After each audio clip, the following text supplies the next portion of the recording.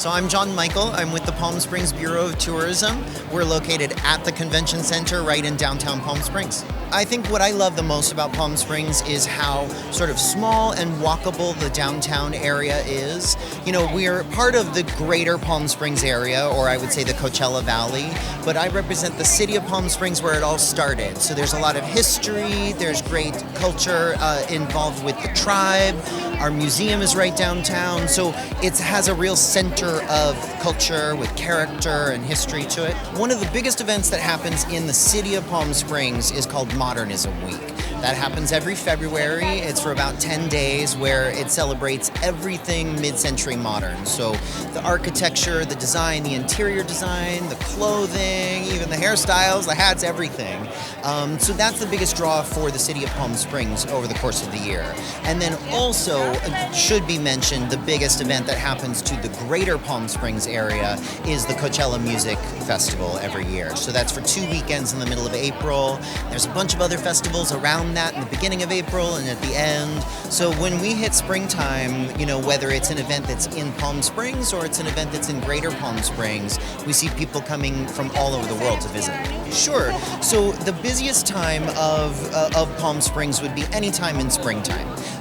In particular, the month of March is going to be the most populous time, where the occupancy rates are very high, 98 to 100%. And that's because of amazing weather. It's because of a lot of great events. The tennis garden, the Indian Wells tennis, is a really big draw for that month. But really, it's a mixture of Canadians who are in town because they're snowbirds and they're getting away from the cold, but it's getting warm and everybody's starting to enjoy the spring. It is March right now, so we're seeing what they're calling the super bloom, which is all these beautiful wildflowers and bright colors spanning across the fields. So people are coming for all sorts of different reasons, but even though it's a busy time, we still have room for everybody. So in the springtime, the busiest time of the year, we're going to have temperatures in the middle of the day where it's sort of grazing the 80s. It's clear skies usually. The evenings can get a little bit chillier, drop a couple of degrees, maybe even throw on a sweater in the evenings in the early springtime. Then we start to get into the April and May months where we get close to 100 degrees in the summer or in the springtime.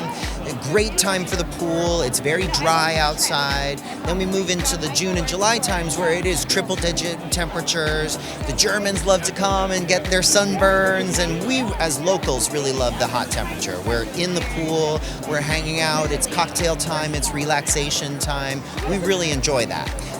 Then going into the fall is when the temperatures start to cool off again, and it's another little peak season when people will come in and start to enjoy less of the wildflowers but more of the cooling off times, and the cacti go into a different mode.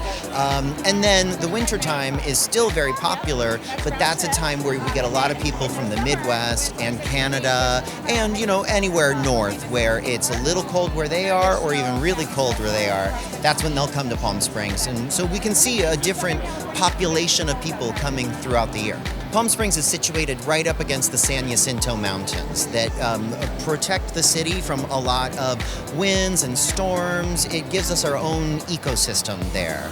And the surrounding areas from just our little city of Palm Springs, there is the Coachella Valley, which includes Indio and Quinta, the city of Coachella, Palm Desert, Rancho Mirage. There's also the city of Desert Hot Springs, which is where you can find the spring waters that the whole valley sits on, where it comes to the surface, and there's spas and all sorts of places where you can soak in the waters. They call them the healing waters, the taking of the waters as they call it.